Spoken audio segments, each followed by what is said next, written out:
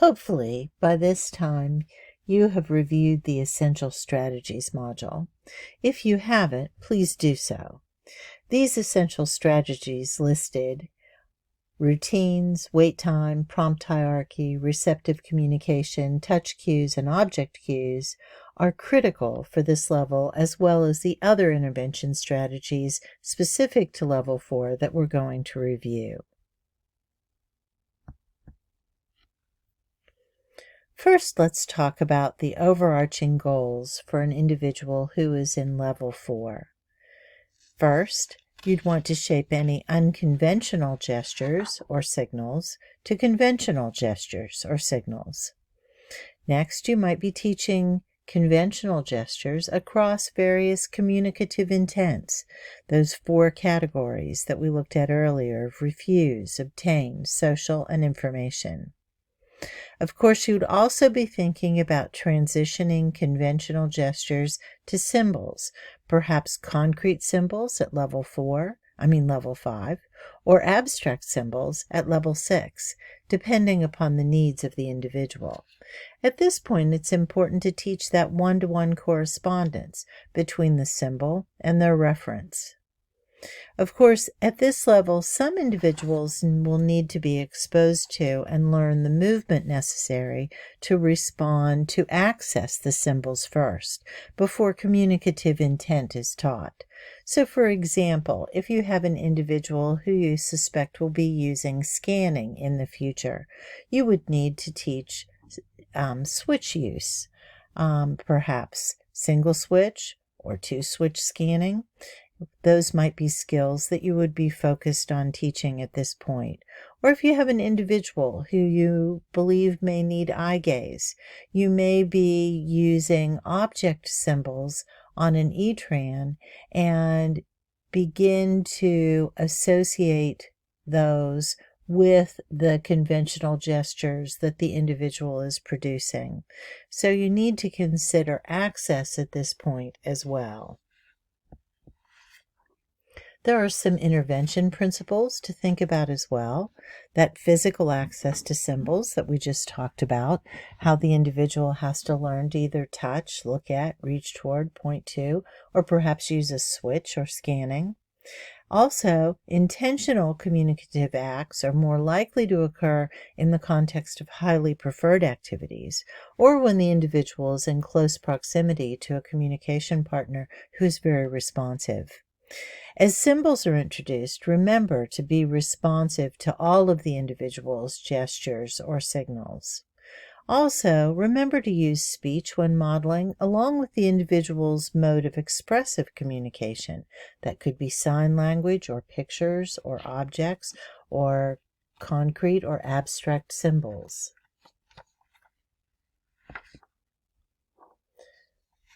We can't forget that behavior is communication. And at this point, negative behaviors may be well established and might need to be replaced with a more acceptable alternate form. The alternative form must be as easy and understandable for the individual to use as the negative behavior. So it's important that the team has a plan to select, introduce, and teach the use of the conventional communication form, which will replace the negative behavior.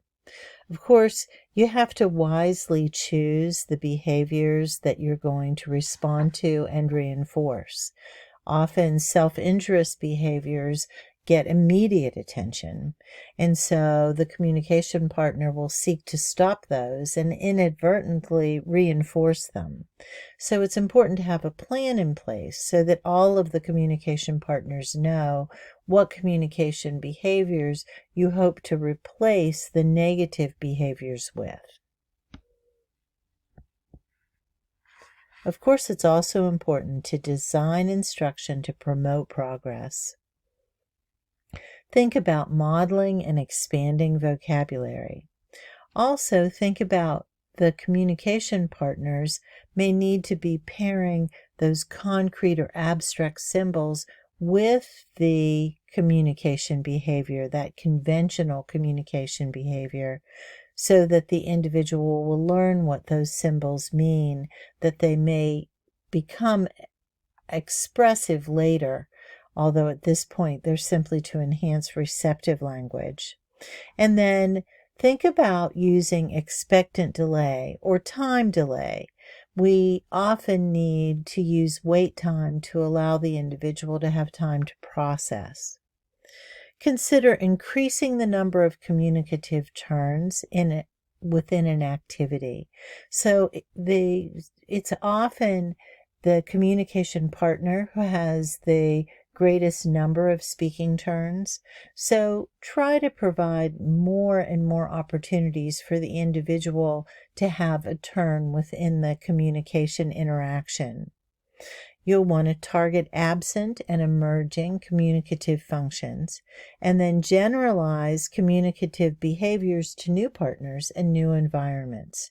And then back to that idea, it's important to think about transitioning the individual from using conventional communication behaviors that are pre-symbolic to the use of either concrete symbols, which would be level 5, or if you have an individual who's able to skip over that level and instead go directly to abstract symbols at level 6.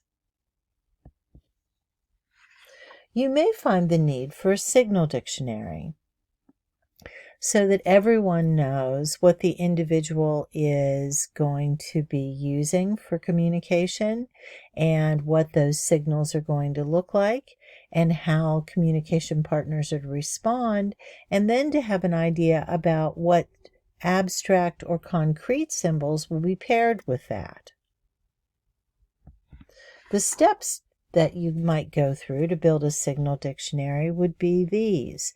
First, you would begin with observing the individual in a variety of activities and routines and with a variety of partners. And then you would generate a list of conventional signals that the individual produces. Next, you would select the symbols, whether they're concrete or abstract, that will be paired with each of the conventional signals. Of course, you'll want to keep in mind the individual's sensory and motor needs. And then, of course, you'll need to determine the corresponding partner behavior. All partners need to respond consistently and immediately to the signal production. And then the partner will pair the concrete or abstract symbol to the selected symbol in the hopes that the individual will eventually be able to use the concrete or abstract symbol as well as the conventional behavior. And the team might want to use the dictionary as a framework for data collection so that they might be calculating the number of partners or the number of opportunities or the different environments that the individual has opportunities to communicate in. So here's a sample signal dictionary completed. So each time I point to my cup, it will be interpreted to mean I want a drink. My communication partner will do this, assist me in getting a drink. My communication partner will say this, you want a drink. And then you will have a plan for the appropriate symbol to be paired with the conventional communication behavior. So you'd need to know ahead of time what symbol you're going to use for drink. Is it going to be a concrete symbol or an abstract symbol? And what abstract symbol set have you selected? Of course, data collection is so important because you'll need to know where you are and when it's time to move on. So the team must establish and use an effective data collection system that might include identifying and recording the conventional communication behaviors used intentionally across the various communicative intents, tracking the team's use of concrete or abstract symbols, depending on which you're working toward, including the number paired with the individual's use of conventional gestures to enhance their receptive language. Or you might be tracking the individual's use of concrete or abstract symbols to replace or go along with the conventional gestures for expressive use, letting you know when it's time to move to either level 5 or level 6. You might also be identifying and recording movement in the prompt hierarchy. And of course, using the data obtained to share and interpret with the team, including the family. And then, of course, adjusting interventions based on your data. Let's look at how to put it all together and create communication. Effective intervention should include experiences that involve movement and action, multisensory exploration including touch, and opportunities to access symbols, interaction with objects and activities that are highly preferred by the individual, and interactions that occur during play and during regular routines. And of course, we need highly responsive adults. Let's watch a video.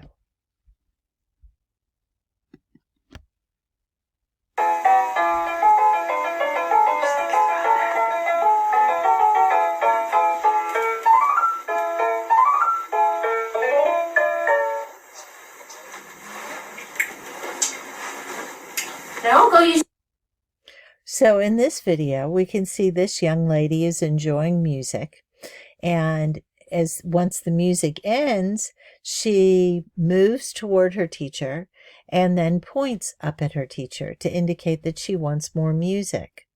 These are both conventional gestures that you might see with an individual who is in level 4. Next, let's look at some specific strategies to target specific communicative intents. Let's start with gaining attention. In this strategy, the partner will withhold attention while making it clear that they're available to be engaged until the behavior is produced.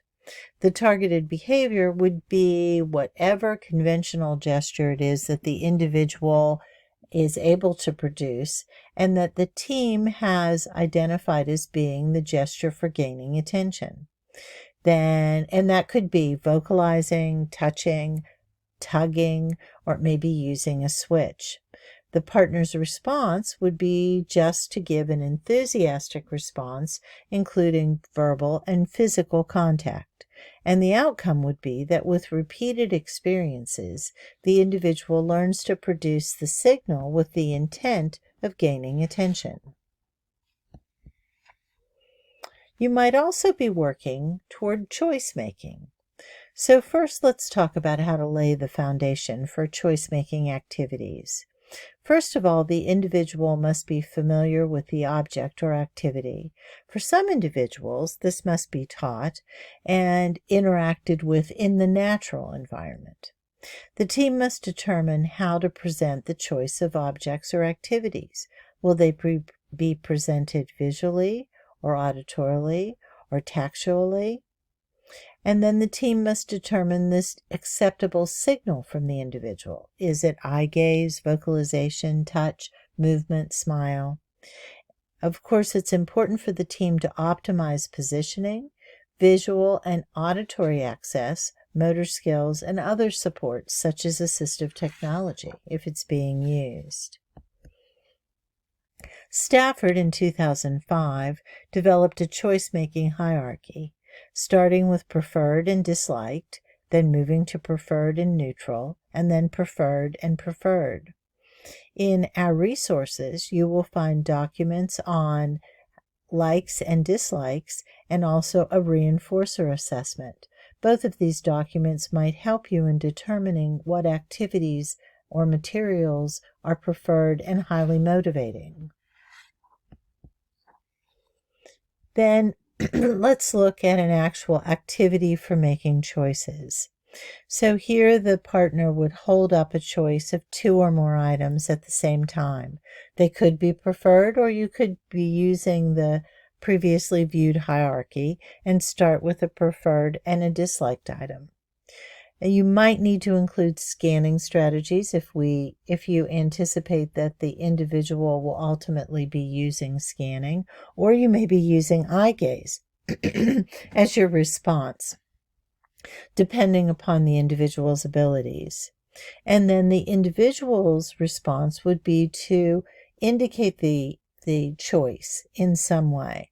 Perhaps they would touch the desired object or gaze at it, point to it, or look at it look at you while you are touching the object, or reach toward the desired item, or hand the item to the partner, or alternating the gaze between the partner and the desired item.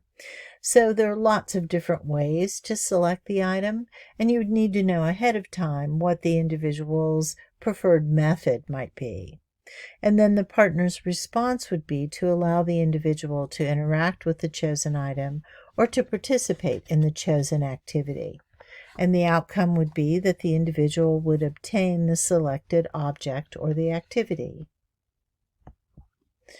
Let's look at a strategy for establishing conventional gestures. So the general strategy would be that you were replacing the unconventional behavior with a conventional one in existing routines, and then also provide opportunities to use these level 4 behaviors in social contexts.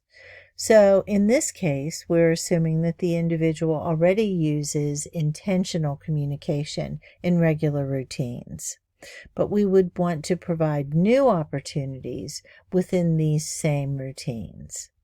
So what might the targeted behavior be? Well, any conventional gesture or signal, waving, nodding the head, shaking the head, alternating gaze, pointing, giving, showing, etc. And the partner's response would be, of course, to respond appropriately based on the individual's intent. And the outcome is that the individual learns to communicate in a more socially acceptable manner.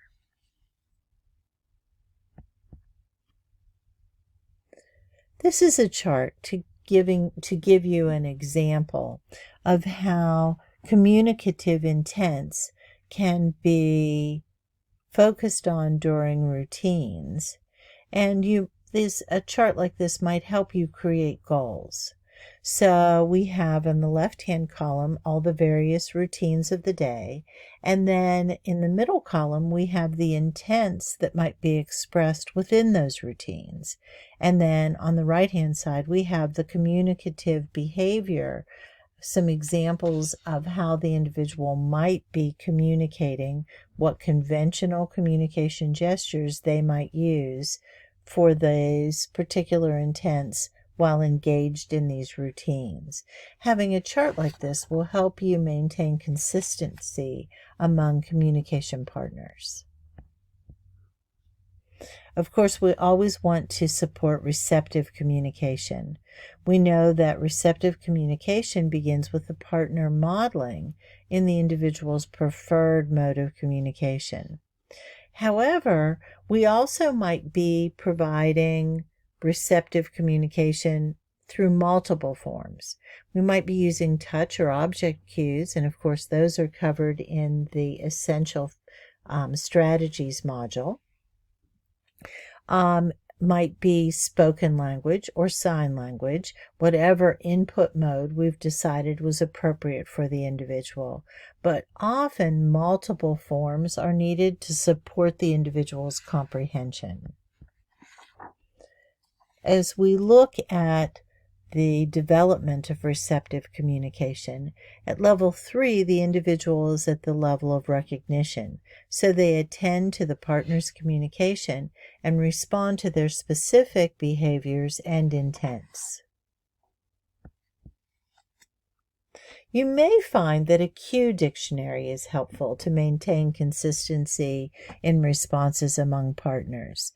So you might want to fill out the dictionary and have the touch or object cue listed, then what the meaning of that particular touch or object cue is, what the communication partner does, and then what is expected by the individual. Here are the steps for building that cue dictionary. First, of course, you would select the touch cues or object cues for key things, persons, or activities and routines. You would then match the features of these to the individual's sensory skills and preferences. You would target touch cues to to body parts the individual can easily detect, and then assign a unique meaning to each touch and object cue. Then determine what the corresponding partner behavior would be and what is expected of the individual. Of course, it's really important for partners to use cues consistently. So here's an example of a completed cue dictionary. The first one is a touch cue. So when the communication partner touches the individual under their arm, it is used to communicate that it is time to get up. The communication partner says, "Let's get up," and supports the individual as they stand, and then the individual is expected to stand up. Let's also take a look at the third row in this chart, because this is an object cue. So when the headphones are presented, it is used to mean that it is music time. And my partner will say, "Time for music," and assist me in playing music, and I will relax and enjoy. So it is important to keep in mind receptive language.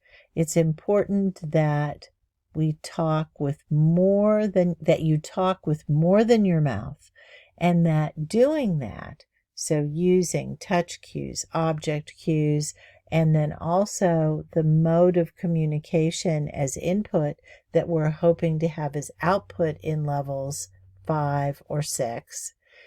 So it is important to talk with more than your mouth to support the individual's comprehension. Calendar systems can be used for individuals who are level 4 and above, and they're an effective strategy for communication and language development. In level 4, we're introducing anticipation calendars, which you see in the picture on the top left. The complexity of the calendars increase as the individual's communication behaviors and language expands. Calendar systems range from very simple formats that just tell us what is going to happen next to daily, weekly, and annual calendars. Beginning calendars are these anticipation calendars, and that's what we would expect to see at level 4. They're designed on a schedule of effective routines. Routines and calendars are really interdependent. They determine the accommodations. We have to determine the accommodations that are needed to ensure that a calendar is accessible, interesting, and meaningful. Anticipation calendars are an entry-level timepiece. They're for individuals who are present in the now. Concept of time only relates to this moment, teaches the concept of immediate future and immediate past, and conceptually, they're the most basic type of daily calendar. An anticipation calendar supports comprehension. It helps the individual anticipate what will happen next, and it helps put a label on present events. There are some prerequisites or foundational skills. The individual needs to recognize some people, locations, sounds, scents, and actions associated with a few routines. The individual will need to have the appropriate use of one or two objects in a familiar routine, and to anticipate a few steps while doing a familiar routine, indicating memory of the routine. The top picture is the basic anticipation calendar. The bottom picture is an example of a higher level anticipation calendar using 2 immediate activities and is an excellent tool for transitioning into the use of a daily calendar system.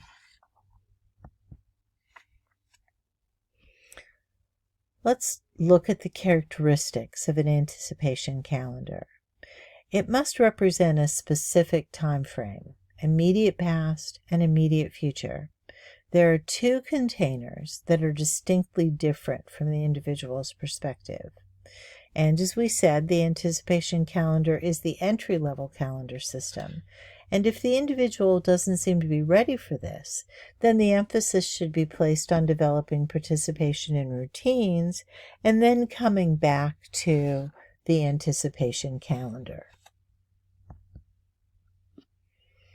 To use the anticipation calendar, you first present the symbol, label it, say what it is, and go to that activity immediately. When you're finished, you put the symbol for that activity in the finished box. Of course, allow time for the individual to process the information, and then, using the anticipation calendar, present the next activity symbol. There are some good examples of anticipation calendars and videos showing anticipation calendar use. They can be found at the URL on this site, on this slide.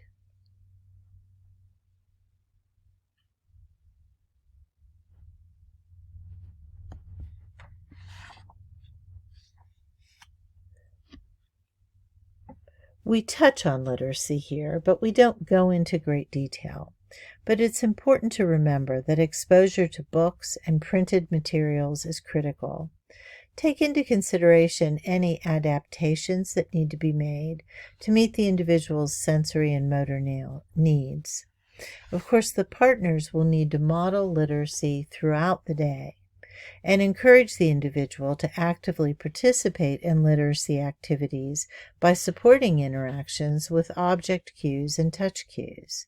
Remember, most of what we know has been learned incidentally, but opportunities for learning may be significantly limited for individuals with sensory and/or motor issues, so we may need to be much more deliberate in providing literacy activities. Next, let's talk about determining IEP and IFSP goals. The selection of goals is based on the individual and their communication matrix profile. The team needs to determine whether the next level is the targeted goal or outcome, or whether strengthening the skills within the level is more appropriate. For example, an individual with emerging and mastered skills may be successful with the goal of the next level, while an individual with not used and emerging skills may be successful with their goal or outcome within the level. So just as we did with the two profiles that we interpreted earlier, you'll want to look closely at the profile of the individual that you are assessing to determine which modules you'll need to view to gain knowledge about the various intervention skills for individuals at that level. There are many factors that influence the development and attainment of appropriate goals or outcomes, conditions, and progress. The IEP IFSP team identifies which behaviors to target and interpret.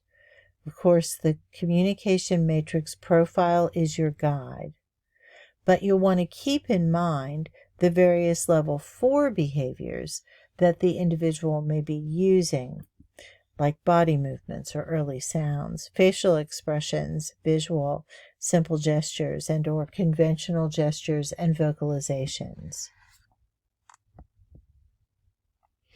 The goals and outcomes identified on the IEP or IFSP will include some of the following. They may include expanding conventional communication, moving from unconventional to conventional symbol or signal use, transitioning to symbol use, increasing the communicative intents, like protests, continues action, obtain more of something, or attracts attention, increasing the number of partners, and increasing the number of environments, or reducing the number of prompts. Teams must consider the interrelationship of the following factors: the individual's availability for learning, the individual's motivation to communicate the message, the number of opportunities throughout the day and across environments, the age and past history of the individual, previous interventions, what worked and what didn't, strength of trusting relationships between the individual and the communication partners, physical access to the communication system, the degree of prompting, the age appropriateness.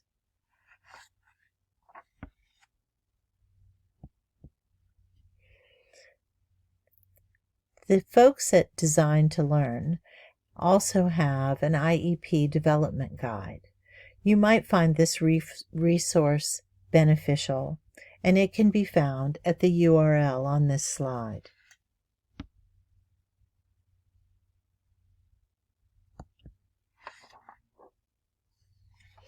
Lastly, let's think about the essential takeaways for an individual at level 4.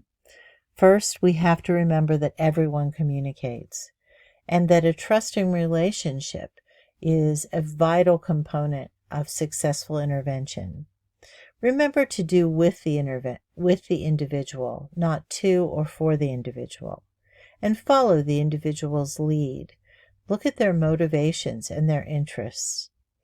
Waiting for readiness means never, so we want to begin our intervention as quickly as possible while controlling for those internal and external factors that were discussed in the foundation and essential intervention strategies. Remember to consider the individual's current skills and use those as a foundation for further learning. Individuals will display splinter skills, as we saw when we looked at the profiles at the beginning. Remember, sometimes you really have to use wait time, and you may need to wait for a response. Also, at this level, we want to expand conventional communication behaviors and transition them to the use of concrete or abstract symbols. You'll want to increase the number of partners and environments. And don't forget that body language is a two-way street.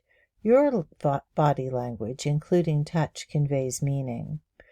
Partners, of course, need to create an environment that encourages communication.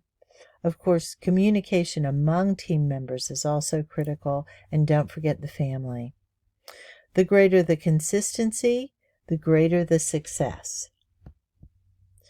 Consider the immediate physical, visual, and auditory environment of every activity. Intervention is integrated into typical routines and provides the opportunity to communicate at all times. Intervention also focuses on increasing the use of conventional communicative behaviors across environments and partners, and ensure that all communication partners know the meaning of the individual's communication behaviors. Potential communication behaviors may be vocal and/or motor.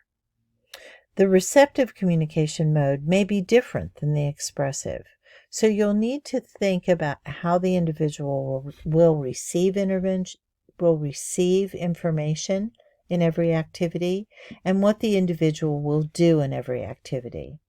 Let's review all of the communication modes that are available for use by individuals in Level 4.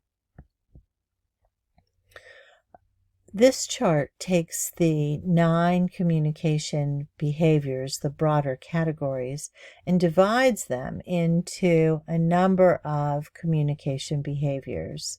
As you can see from this chart, there are a number of behaviors available to an individual who is functioning in Level 4.